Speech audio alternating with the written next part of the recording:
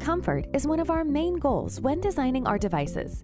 And with the Model FI, you can easily adjust the height of the armrest to create a more ergonomic driving position.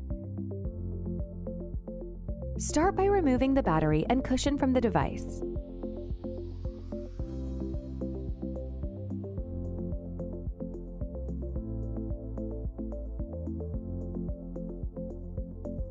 Next, you will unscrew the grip screw located on the inside of the arm.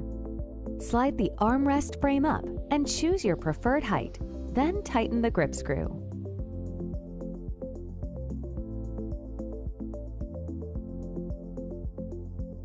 Repeat this on the other side.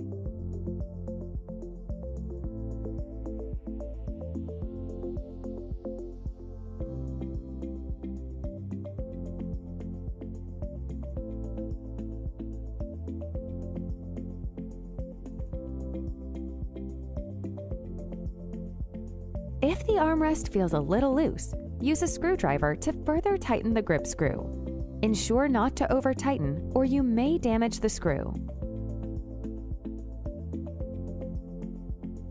Finally, return the cushion to the seat pan and reinsert the battery.